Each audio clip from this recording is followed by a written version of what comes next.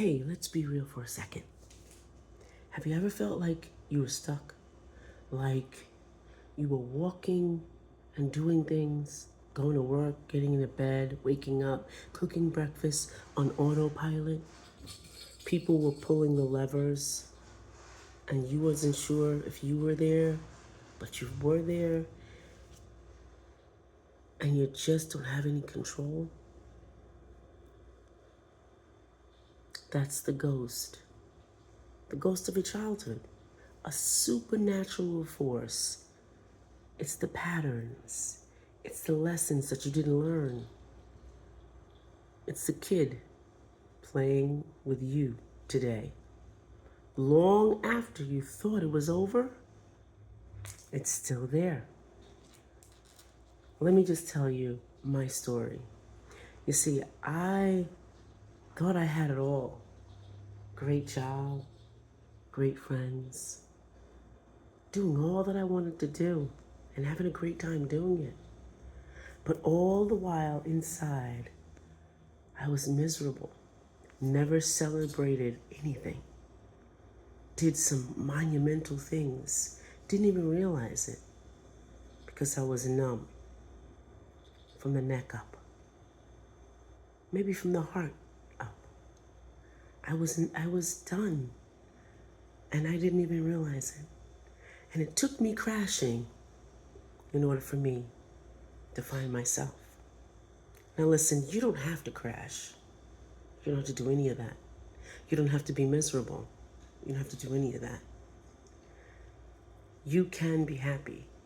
You can find that purpose that you've been trying to unearth all this time. You can live free and have a voice.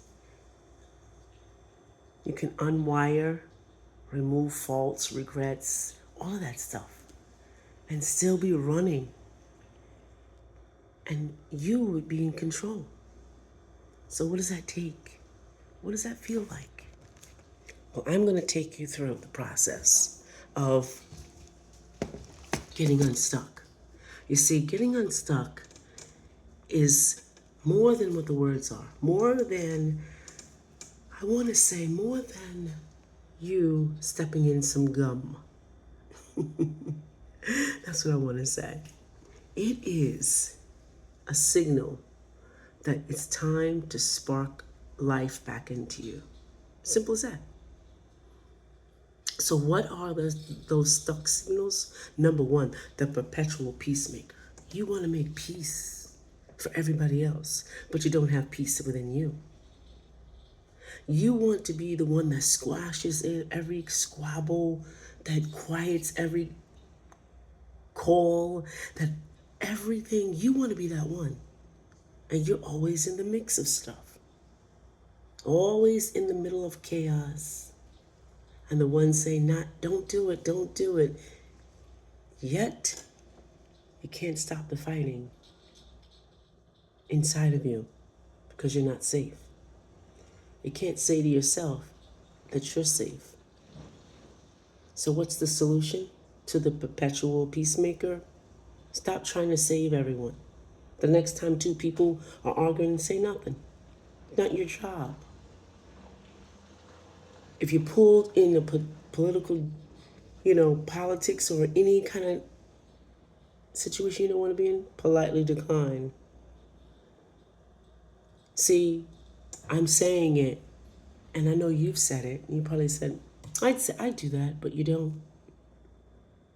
Because then later on you go back and say, well, this is what I would have said if they came gossiping to you. So it still was on your mind. Seriously, walk away. Don't be involved. 2, the external validation seeker. You know that one that gets on Facebook and if they have a cough, they're telling everybody and everybody's, oh, get better. You know that one. Every decision, you tell somebody about it. Yeah, you know that one. You have to ask at least 5 people or tell at least 5 people. Can't move forward without getting some validation from somebody. And if you don't get validation from the people you think you want it from, you X them out. Sign them off. Get rid of them. They're out of here. That's your childhood showing up. Just having a temper tantrum. Not to get their way. This comes from childhood, where your voice is not heard. So you need to have everyone, gotta hear you when, even if you just, toenail just comes off, or something happens so minor, you have to tell somebody about it. So you stop trusting your gut and you go out and you try to get validation from other people. You don't trust yourself.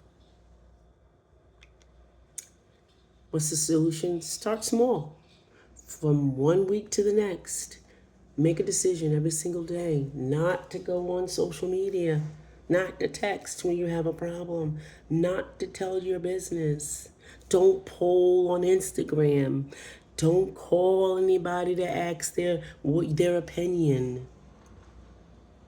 Make a decision. Act on your decision. Rebuild your life.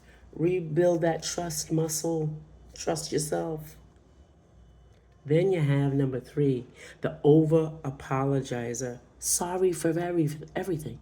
Sorry for what? You're walking from, oh, sorry. Stop that. Everything. Sorry I'm late. Sorry I bothered you. Sorry I'm taking space. Sorry. All of this because you don't believe you should be existing. You were an inconvenience. You believe that. You apologize, everything, and you apologize even sooner than there's something happening.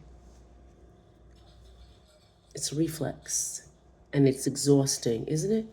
Aren't you tired of saying sorry? The solution, swap your apology for gratitude.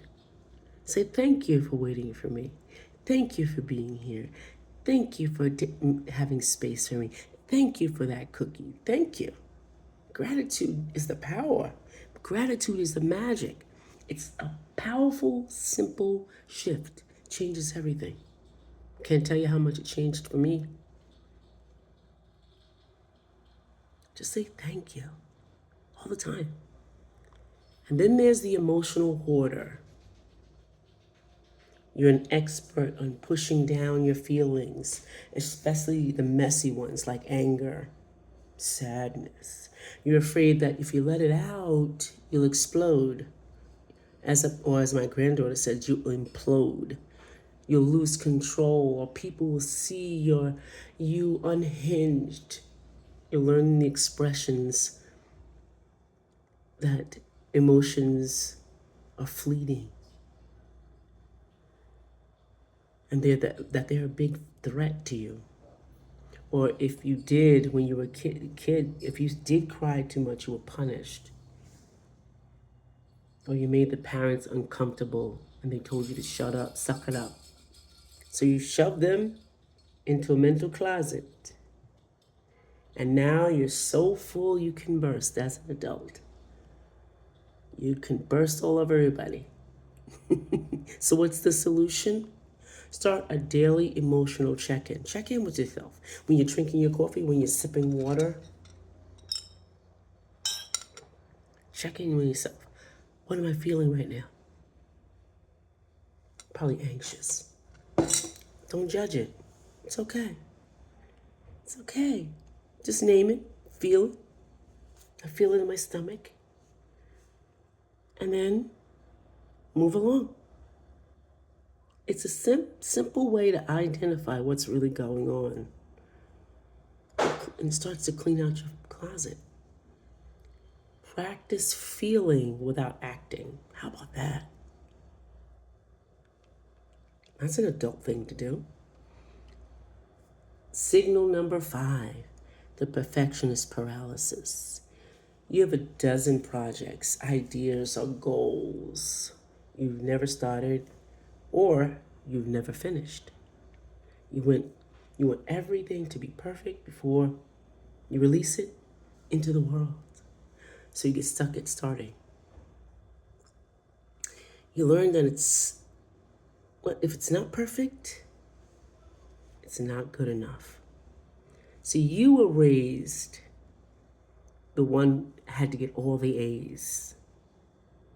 You were raised that everything had to be flawless. You were raised you have to at least have two goals when you were playing soccer.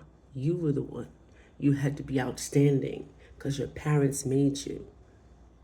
They made you them. And when you try something new, you can't fail. You were the one they told that because they wanted that for them. Now you're them. The perfection paralysis. Now what? So what's the solution? Embrace good enough. Pick one thing you've been putting off and give yourself a 20-minute timer.